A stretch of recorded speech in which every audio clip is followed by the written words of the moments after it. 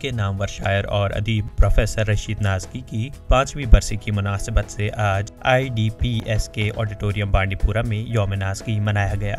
برفباری کے باوجود اس تقریب میں وادی کے سرکردہ شعراء اور ادیبوں نے شرکت کی۔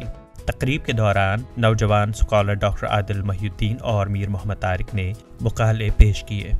اس موقع پر وادی کے نامور محقق پروفیسر شفیع شوق کو پروفیسر رشید نازکی ایوارڈ سے نوازا گیا، جبکہ وادی کے نامور شاعر شہناز رشید کو چراغ سخن ایوارڈ سے نوازا گیا۔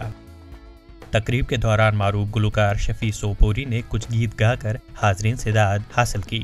تقریب کے دوران نظامت کے فرائض منصور منتظر نے انجام دیے۔ اس دوران پروفیسر کے کارناموں کو یاد کیا گیا۔ جوانوں کے تئیں مادری زبان کو ایک نئی جہت دینے کی کوشش کو بھی سراہا گیا۔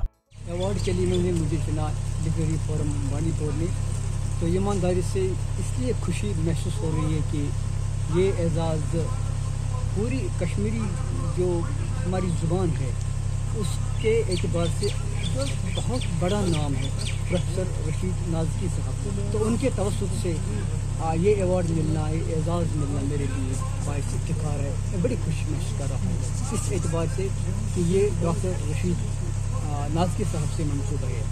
ایک شاعر دوسرے شاعر کو یہی خراج پیش کر سکتا ہے کہ وہ اس کی جو شعری یا فکری یا پھر ادبی اور اس کی تخلیقی اس کا جو جوہر ہوتا ہے، اس کی صلاحیتیں ہوتی ہیں، ان کو سامنے لائے، ان کو عوام کے سامنے لائے اور پھر انہیں اس طرح سے مطلب دکھائے کہ لوگ ان کی شاعری جو ہوتی ہے، ان کا جو اظہار ہوتا ہے اس کی تہ تک پہنچائے۔